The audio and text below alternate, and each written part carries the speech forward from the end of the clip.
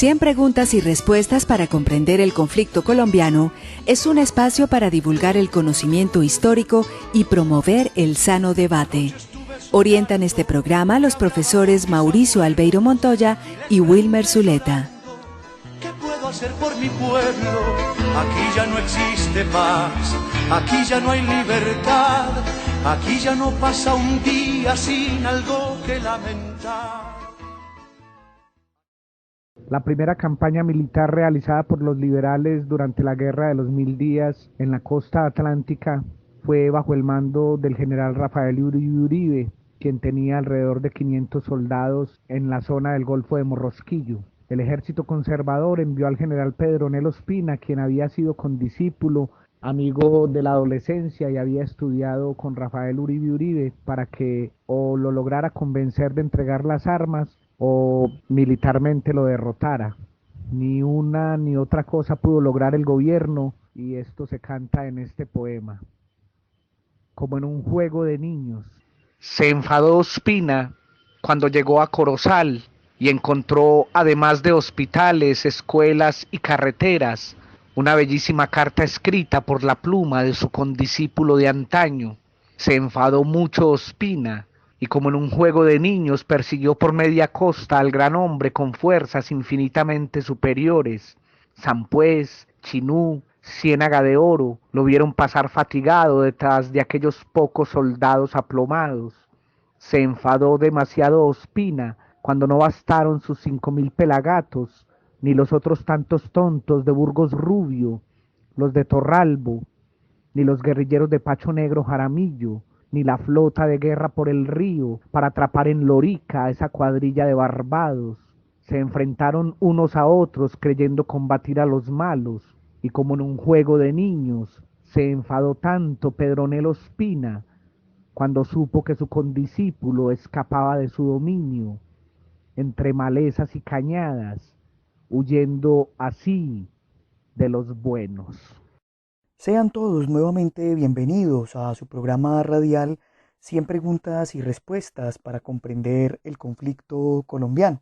Tras haber trasegado por asuntos económicos que tuvimos la oportunidad de conversar con la profesora Gloria Espinosa, hoy nos embarcaremos en un tema bastante interesante. Hablaremos sobre el perfil de una figura política liberal nacida en Valparaíso, Antioquia, Rafael Uribe. Escuchábamos al principio del programa la voz del poeta Yandey Marcel Solvillerte, que nos hacía un contexto tomado de su obra Versos de los 1000 días y que a la vez nos introducía en un poema suyo titulado Como en un juego de niños, en el que la figura de Rafael Uribe es bastante protagónica. Para el programa del día de hoy nos acompaña el profesor Fran Bedoya.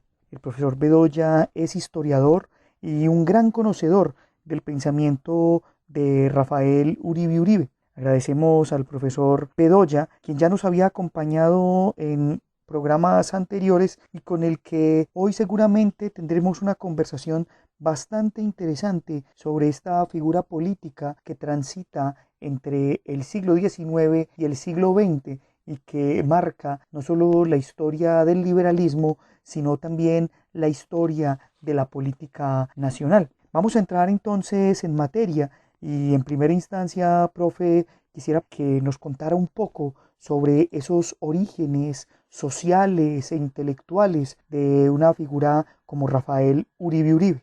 Bueno, Rafael Uribe van a ser una familia del liberalismo decimonónico, liberalismo ilustrado, de una familia de colonizadores. Su padre fue fundador de Valparaíso, también fue líder en Amagá, líder liberal, entonces de una tradición liberal, pero que también tiene un arraigo muy profundo en las haciendas, en las tierras, en la agricultura. Rafael Uribe nace en 1859, el 12 de abril, en la hacienda El Palmar, y digamos su primera formación es en la agricultura, desarrolla todas las actividades agrícolas propias de la hacienda, entonces esto va a marcar su formación política, intelectual, sus intereses, la importancia de la agricultura en la formación.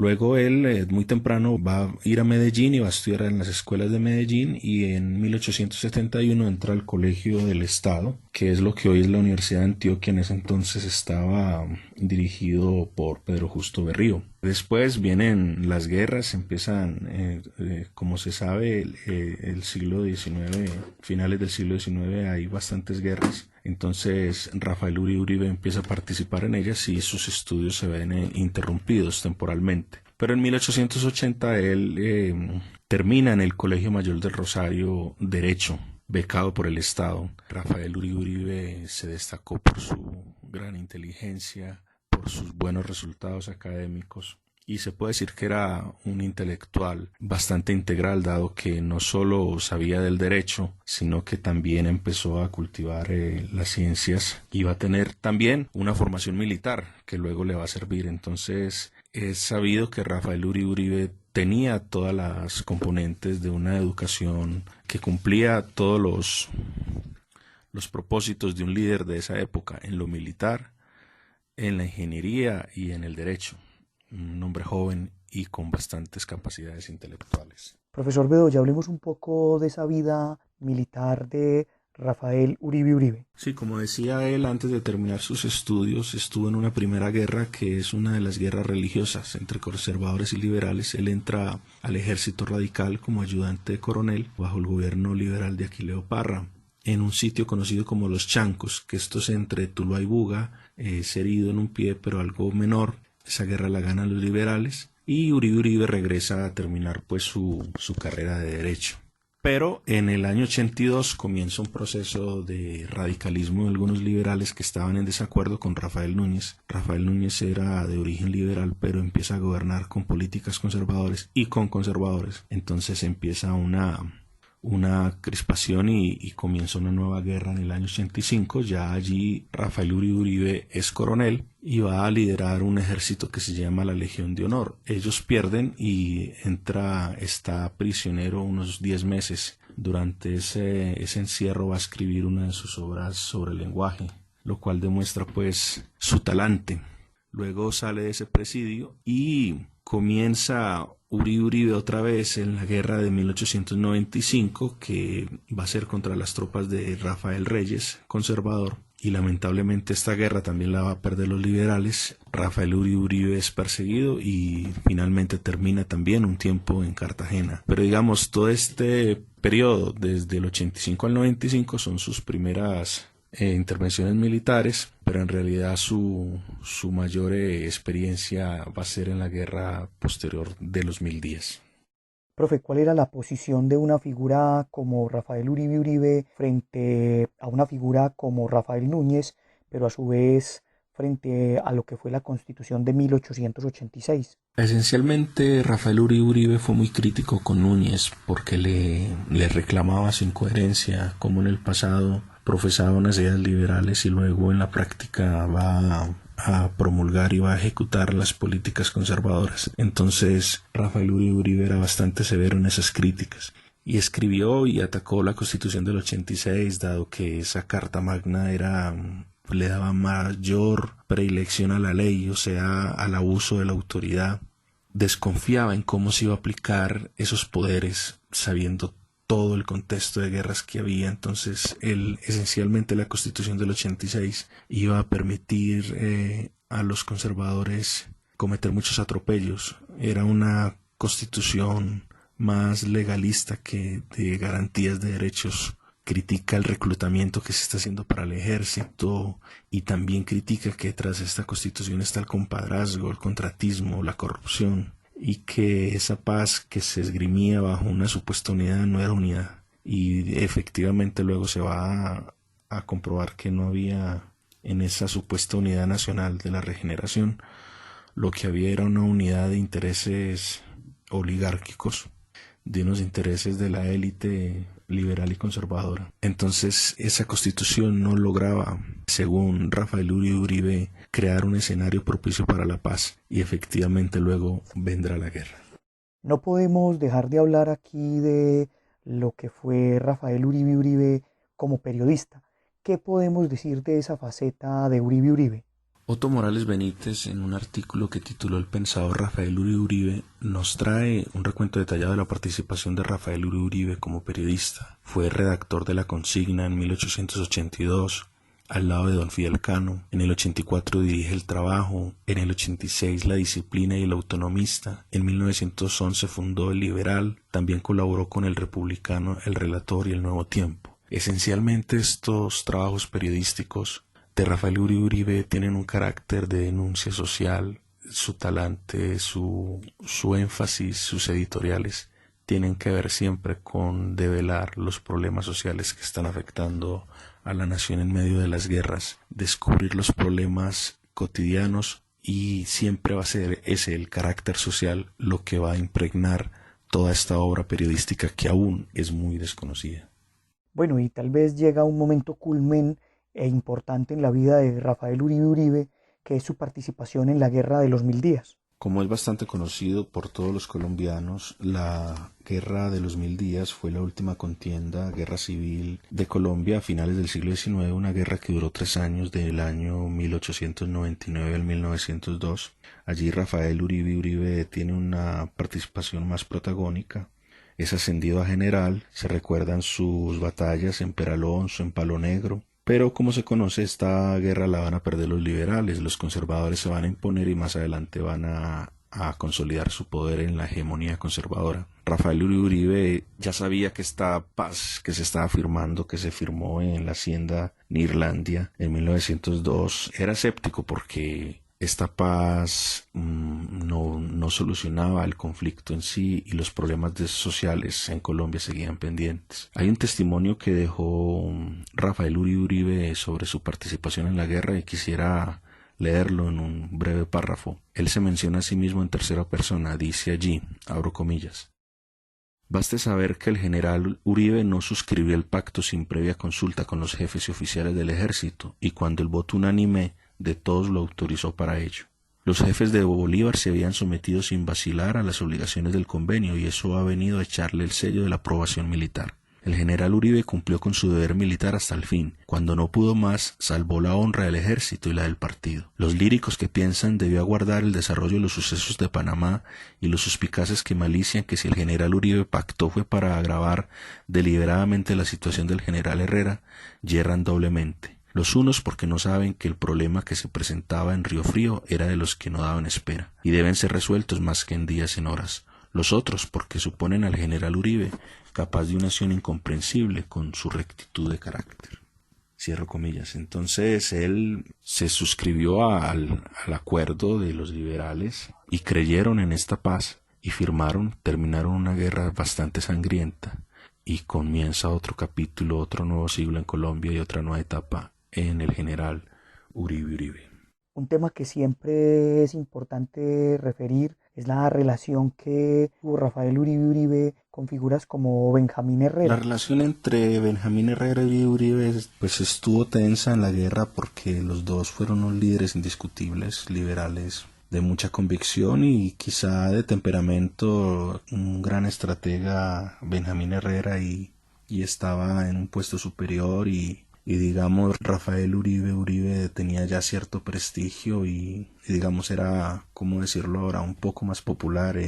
Entonces al parecer Benjamín Herrera no podía haber pues dos líderes.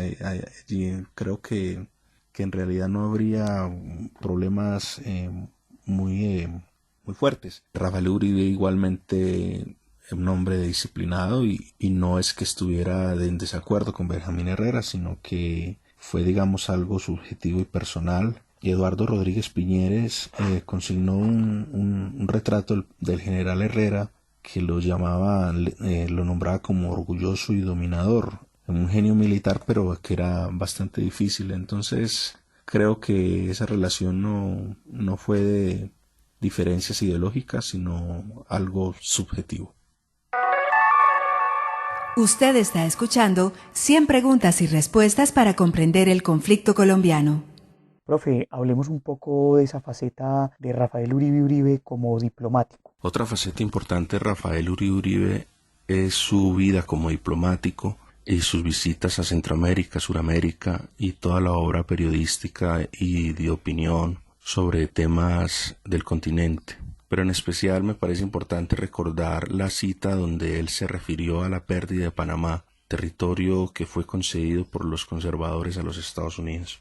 En una cita que hace Vicent Baillet-Dulan en su biografía Rafael Uribe Uribe y el liberalismo colombiano, que dicho sea de paso considero es uno de los mejores textos biográficos sobre Rafael Uribe Uribe. Allí encontramos esta cita, abro comillas: de Panamá obtuvieron los Estados Unidos cuanto quisieron. La franja vendida tiene 10 millas de ancho en vez de 6 y 3 millas de longitud sobre cada mar desde las extremidades del canal, comprendiendo en esas prolongaciones las islas de ambas bahías y además el derecho de navegación perpetua sobre los ríos y lagos utilizables para construir o explotar el canal. Por último, se le hizo renunciar a Panamá a la anualidad de 200.000 pesos que antes cobraba Colombia por el ferrocarril. Si el criterio de los Estados Unidos era el bien del mundo y no su propio interés, no han debido imponer a Panamá condiciones de trato distintas de las ya muy gravosas que exigen a Colombia. Cierto que la cesión de territorio quedó disfrazada, reservándose a Panamá una especie de dominio eminente, pero los Estados Unidos se hicieron reconocer todos los derechos, poderes y autoridad que estarían llamados a ejercer si fueran soberanos absolutos de la región concedida,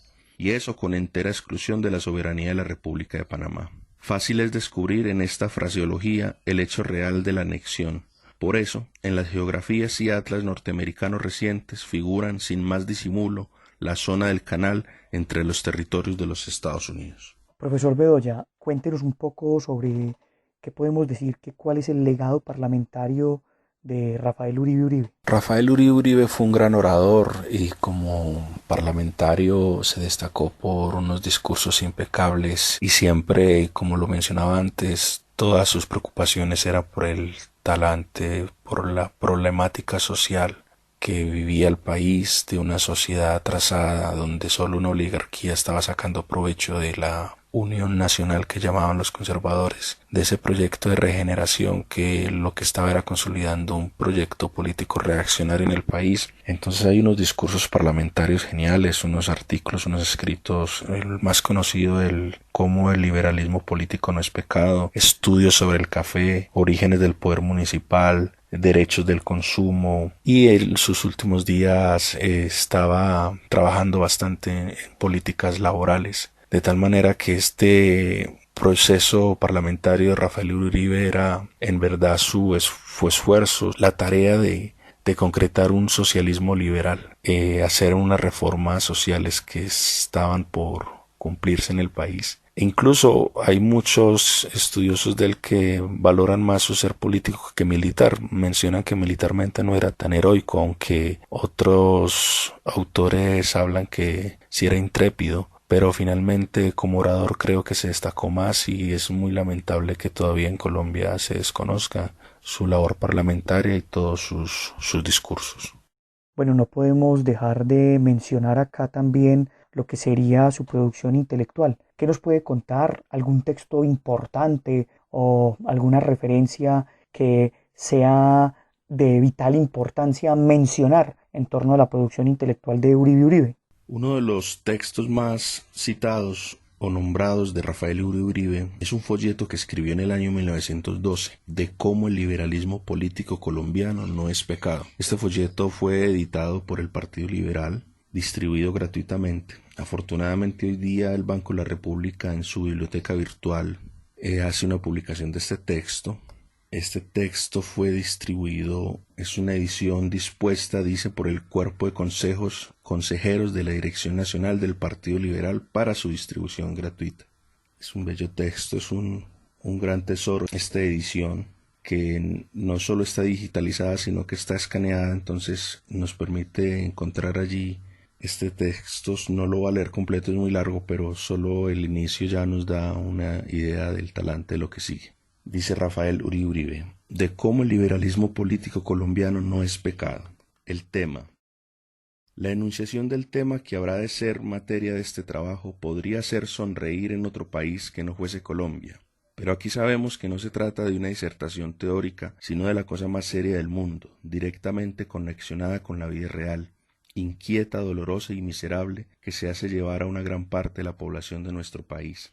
Juzgo necesario y urgente decir en esta materia lo que creo la verdad a una costa de no agradar a todos, ante el inminente peligro que a toda hora corren en Colombia por esta causa los intereses de la libertad.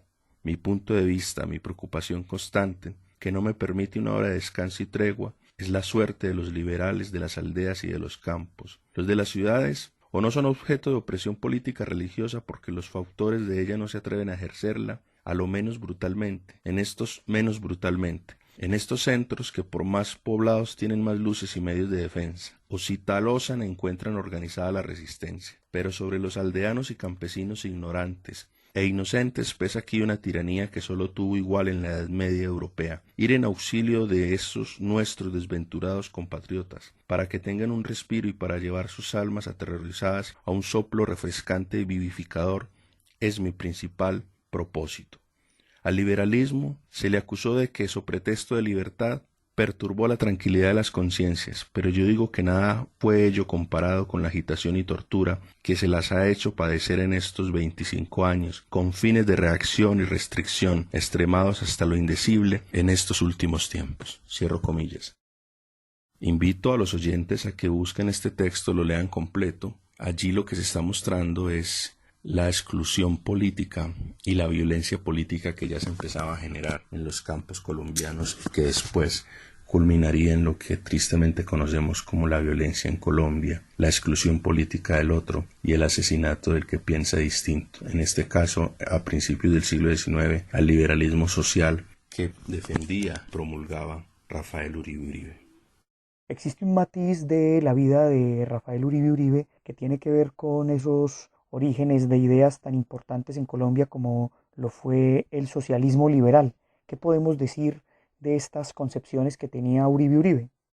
Rafael Uribe Uribe será un gran pensador y a principios del siglo XX era un estadista y él va a proponer unos conceptos propios del socialismo, se va a anticipar a las batallas ideológicas del siglo XX. Él propone un concepto que denominaba trabajo asociado cooperativo, es decir, Rafael Uribe Uribe ya estaba buscando que el trabajador no se explotara, sino que disfrutara de los beneficios de ese trabajo.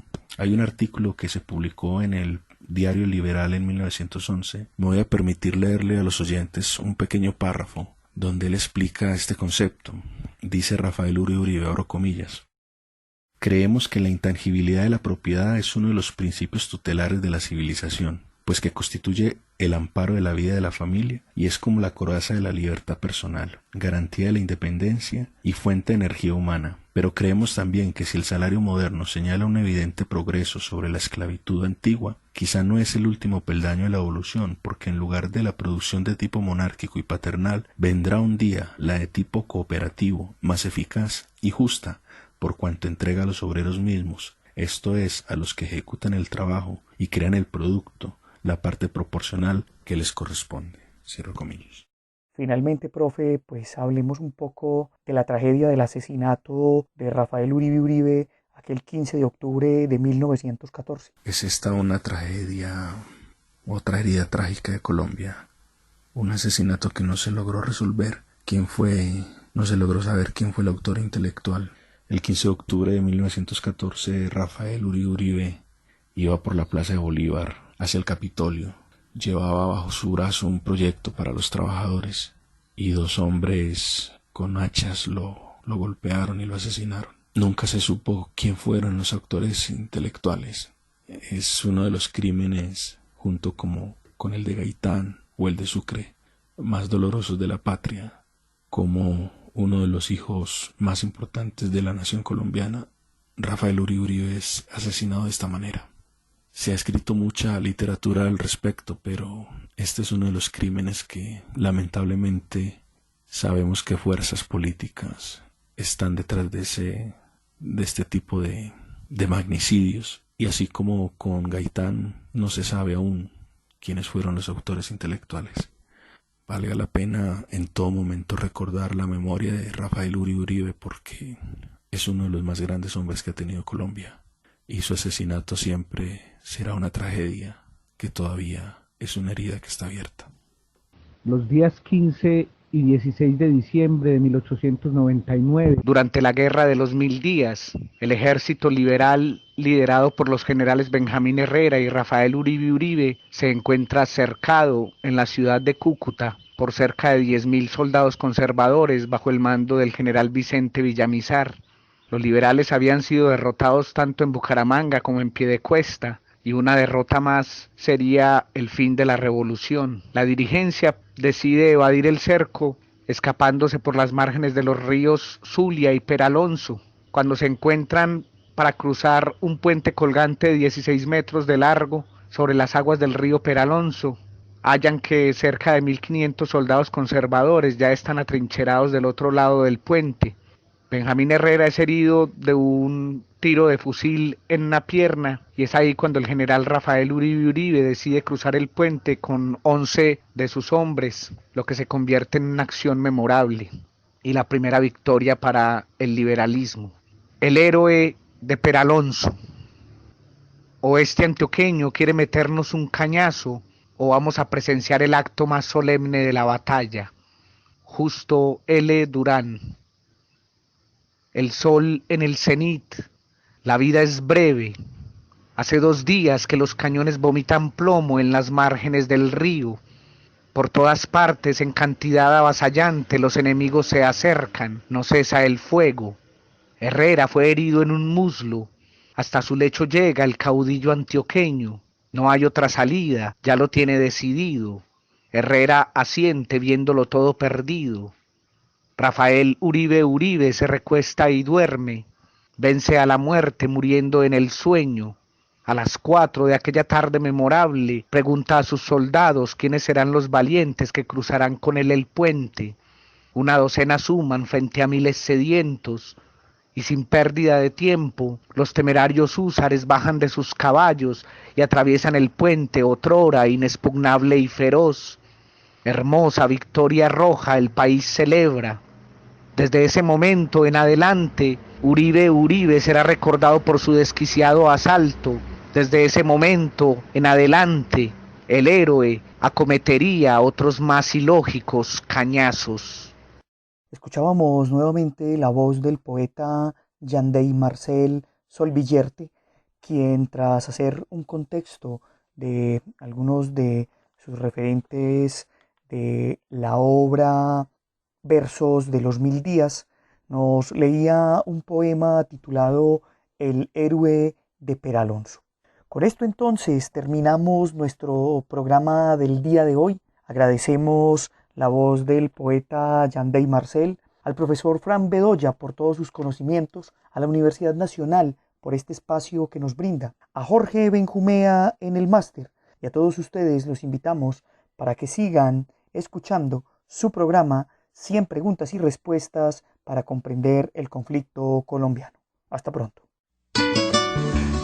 100 preguntas y respuestas para comprender el conflicto colombiano es un espacio para divulgar el conocimiento histórico y promover el sano debate. Orientan este programa los profesores Mauricio Albeiro Montoya y Wilmer Zuleta. ¿Qué puedo hacer por mi pueblo? Aquí ya no existe paz, aquí ya no hay libertad, aquí ya no pasa un día sin algo que lamentar.